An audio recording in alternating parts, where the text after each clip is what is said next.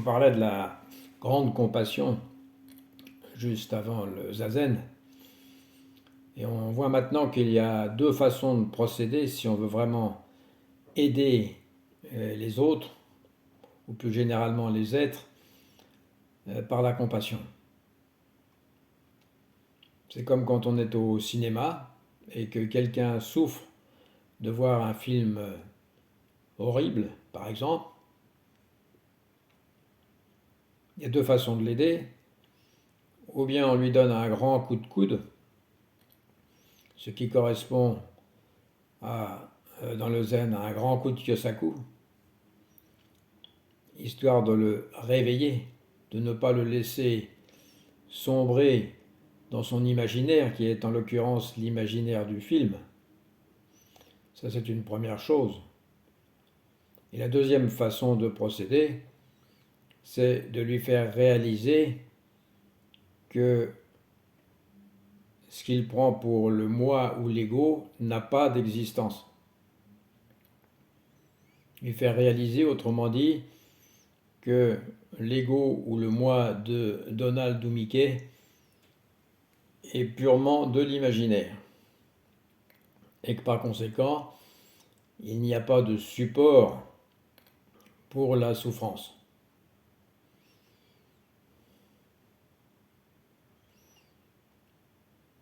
Pour faire suite au kusen qu'on avait fait sur le dessin animé,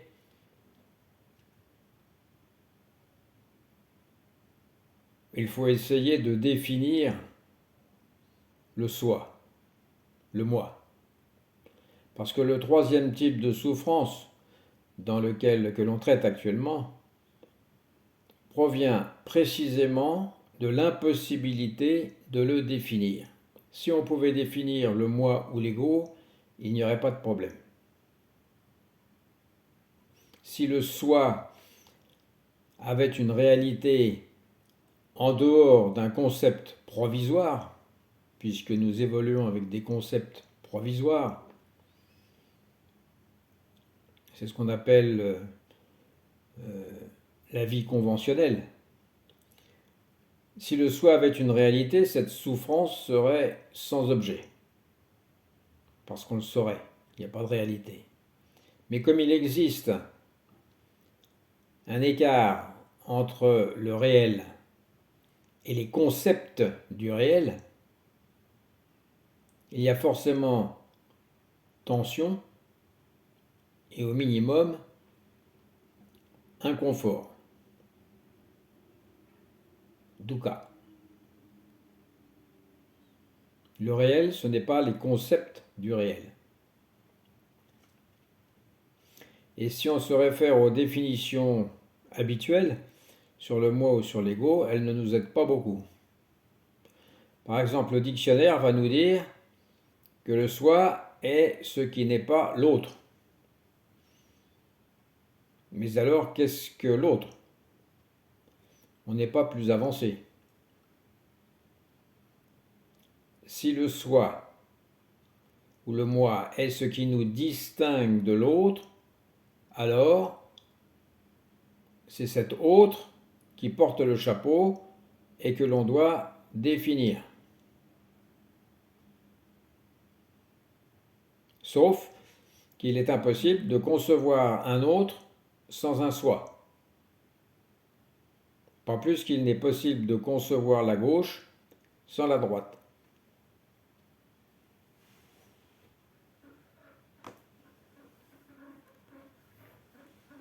Quand on parle de soi dans le langage populaire,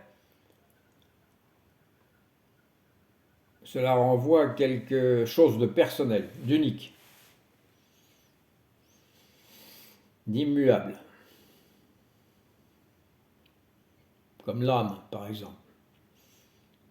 Le soi évoque l'idée d'un centre stable et permanent qui demeure inchangé au fil du temps. D'où l'idée de rassembler tout le monde au paradis ou en enfer après la mort.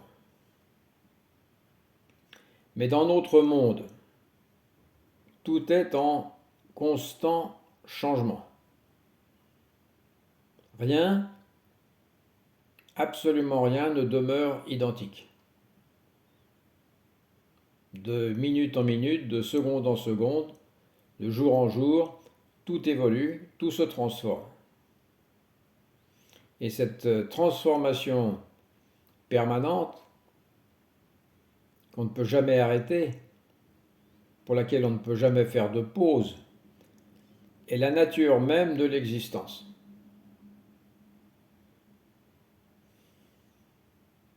D'où le problème. Parce qu'on a deux conceptions incompatibles. Soit la fixité d'un côté et ou le changement de l'autre. Les deux ne peuvent pas cohabiter dans une même logique cartésienne. Il faut choisir.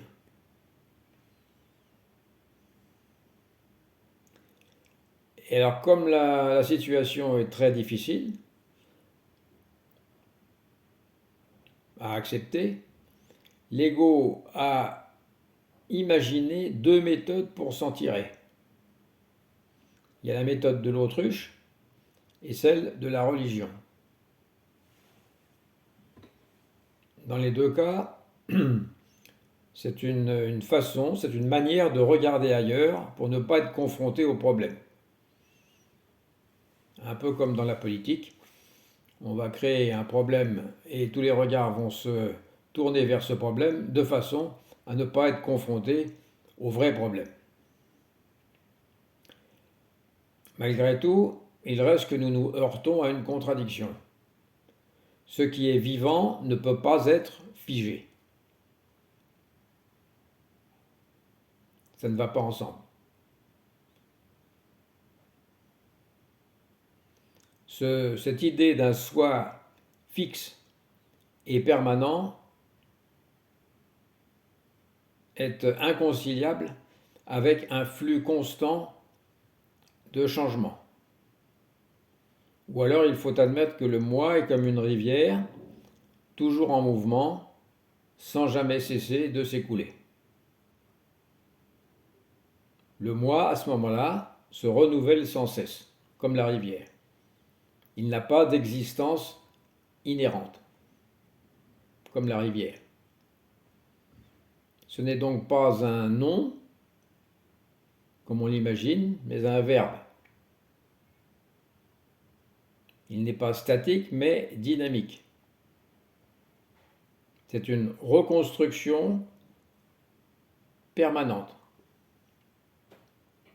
On ne peut à aucun moment s'arrêter de pédaler, sinon c'est le vide, la chute, le néant.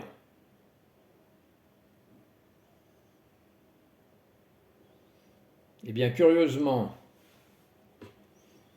malgré cette évidence, nous nous accrochons, nous avons pris l'habitude de nous accrocher à l'idée d'un moi permanent. Je sais bien que c'est pour des raisons conventionnelles, et tant que c'est pour des raisons conventionnelles, ça ne pose pas de problème. Mais là, le conventionnel a cédé le pas à la pathologie. Ce désir pathologique donc, puisqu'il n'est pas naturel, ce désir de stabilité et de permanence a un résultat, la souffrance, cette souffrance que nous avons appelée la souffrance existentielle. Elle vient de notre résistance à accepter la réalité telle qu'elle est. Et donc à juste accepter les faits. C'est pas bien compliqué. Mais comme nous sommes partis dans l'imaginaire, nous nous accrochons à l'idée d'un soi figé et immuable.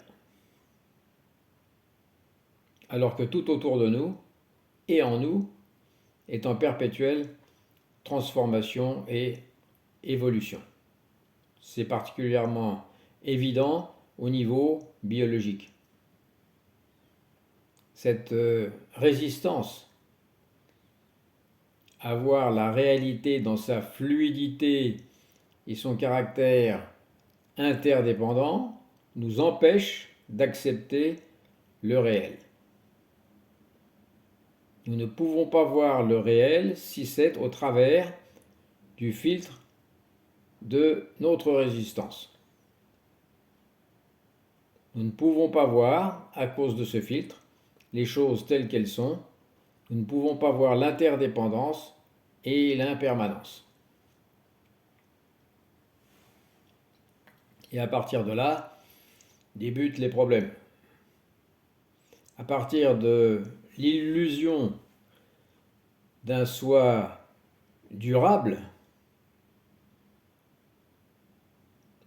on imagine pouvoir tout contrôler. Nous pouvons tout contrôler puisque nous nous posons comme le centre du monde. Et dans ce besoin pathétique de contrôle s'impose la nécessité de résister au changement, de figer les événements, de prendre des photos qui vont figer le passé et de signer des contrats d'assurance qui vont nous protéger et figer l'avenir.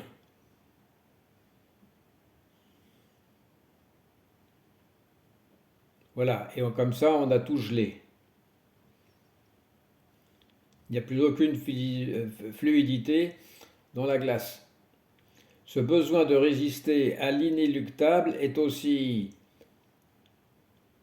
grotesque qu'infantile.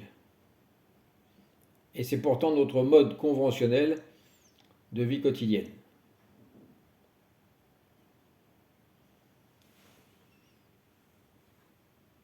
Pour revenir à la souffrance, elle naît,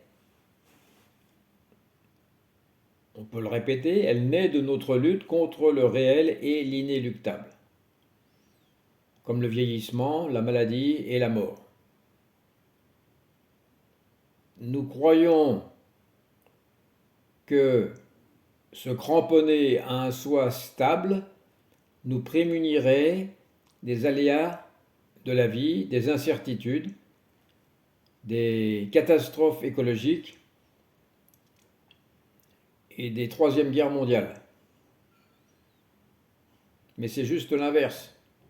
En voulant échapper à l'incertitude de l'existence, aux choses telles qu'elles arrivent, et en voulant leur substituer un avenir dont nous exigeons qu'il soit prévisible, nous nous enfonçons dans la frustration, la désillusion, le chagrin quand un de nos proches décède, l'amertume et d'une façon générale dans la frustration. Nous sommes en pleine insatisfaction, en plein dukkha. Nous sommes chez les Shadok. En voulant se prémunir de dukkha, on s'enfonce dans dukkha. En pompant, comme les Shadok, en pompant et en repompant.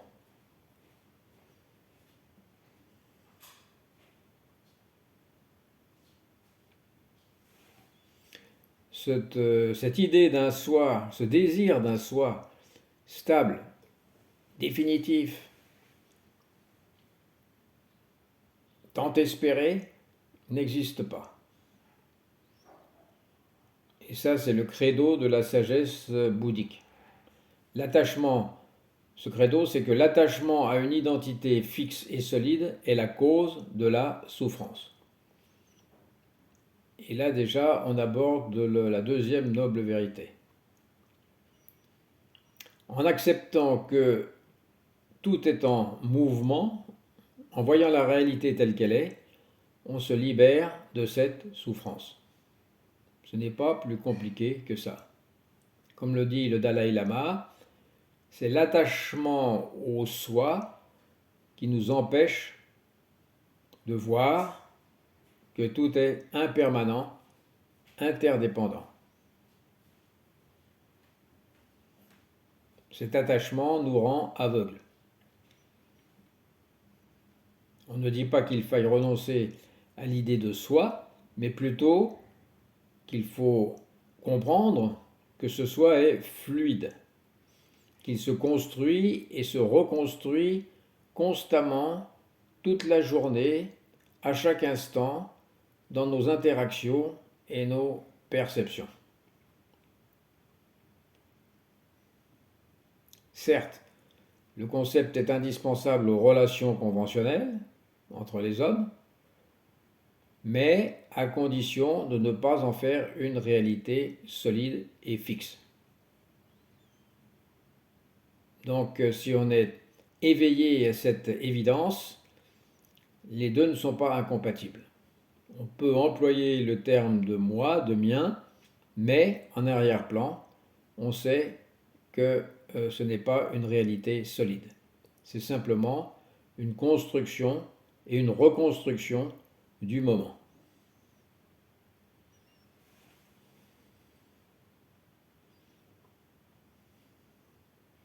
Au contraire, l'acceptation de l'impermanence et de l'interdépendance devient la voie vers la liberté.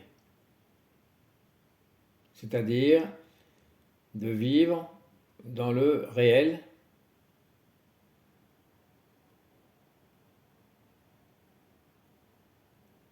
et de ne pas s'y opposer. Sans résistance,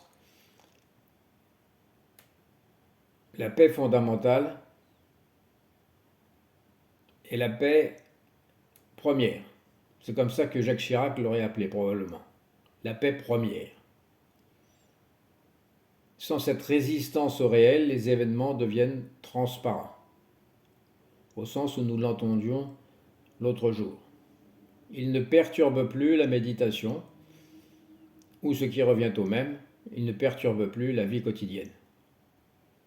Les événements sont transparents, le moi est transparent, et la souffrance, si elle se manifeste, est elle-même transparente.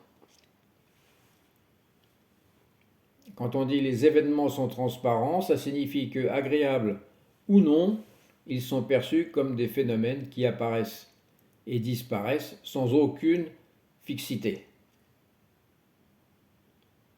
La transparence signifie qu'ils n'ont pas à être alourdis ou solidifiés par des jugements, des attentes ou des attachements. C'est simplement qu'ils apparaissent et disparaissent. Et de la même façon, le moi est un événement temporaire et transparent. Juste un agrégat de pensées, de perceptions et de sensations qui change constamment.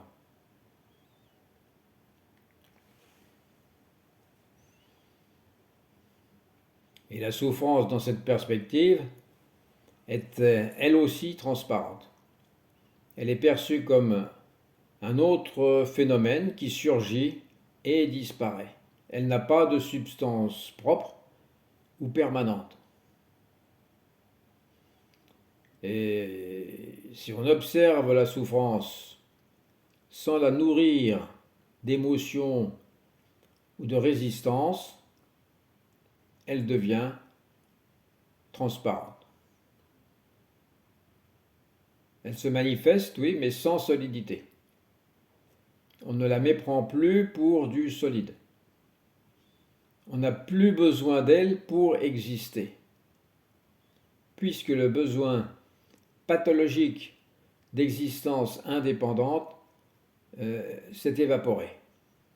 On n'a plus à se répéter « je souffre, donc je suis ». Je suis emprisonné dans mes émotions, donc je suis. En fait, la porte de la prison est ouverte.